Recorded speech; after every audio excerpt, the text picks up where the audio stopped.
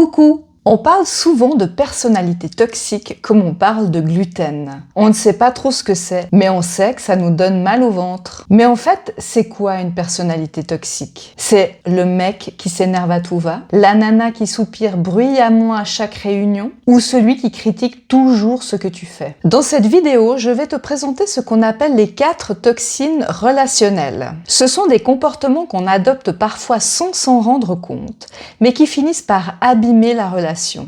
Créer de la méfiance, de la distance ou tout simplement de la fatigue mentale. Alors cette idée des 4 toxines, je ne l'ai pas inventée dans un coin de bureau un vendredi à 18 h. Elle vient d'un chercheur américain, John Gottman, qui a étudié pendant plus de 40 ans les relations humaines. À la base dans les couples, mais tu vas voir, c'est 100% transposable au boulot. Psychologue et chercheur, il est connu pour prédire avec plus de 90% de précision si un couple va tenir, rien qu'en observant leur interaction pendant quelques minutes. Et surtout, il a identifié 4 comportements qui détruisent la qualité relationnelle. Il les appelle les cavaliers de l'apocalypse, rien que ça. Bon, ici on va pas parler divorce, mais plutôt ambiance open space. Parce que ces 4 toxines, on les retrouve très bien dans les réunions, les mails passifs-agressifs ou les discussions Teams du vendredi. Tu veux savoir si tu bosses avec une toxine ambulante? Ou si parfois c'est toi qui en deviens une sans le vouloir? Allez, on les passe en revue ensemble. À la fin de cette vidéo, tu sauras repérer les comportements toxiques. Et si tu les repères, tu peux les désamorcer.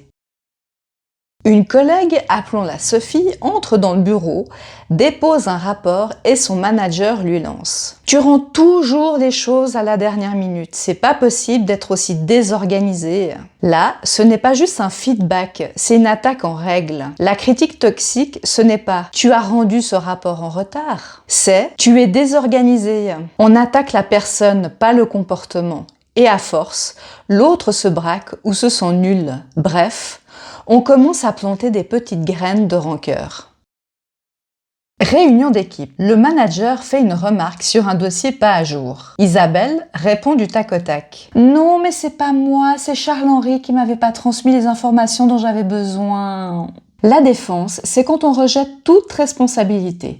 Ça peut sembler anodin, mais à la longue, ça bloque le dialogue. Parce qu'on ne peut jamais poser les choses si l'autre est toujours sur la défensive.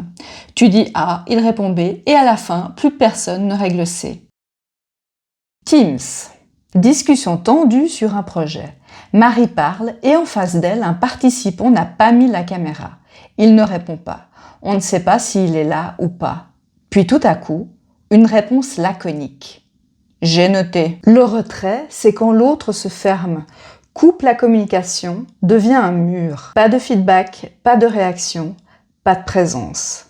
C'est une forme de punition silencieuse. Et ça te laisse seul face à tes questions, ton stress et ton imagination qui fait le reste.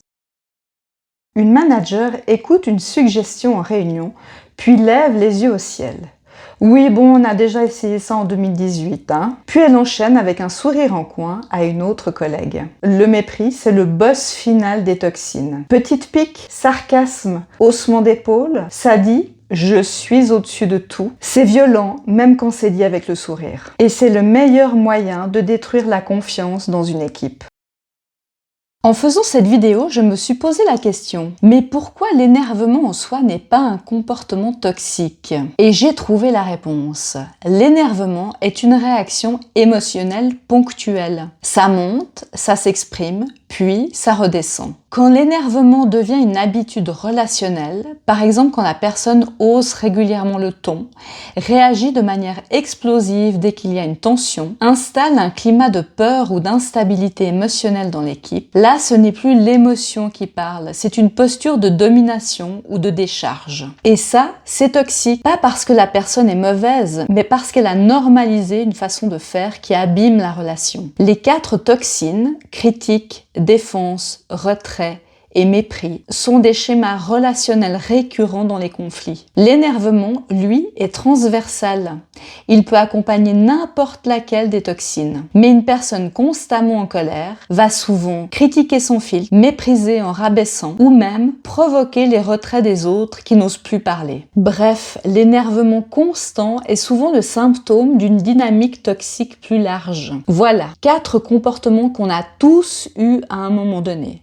Mais quand ils deviennent une habitude, ils intoxiquent la relation. La bonne nouvelle, si on les repère, on peut les désamorcer. Et c'est justement ce qu'on va voir dans la prochaine vidéo. Comment les gérer sans devenir une toxine toi-même. Et si tu penses à quelqu'un à qui cette vidéo pourrait parler, ou faire un petit électrochoc, n'hésite pas à lui envoyer. Parfois, ça vaut mieux qu'un énième mail passif-agressif.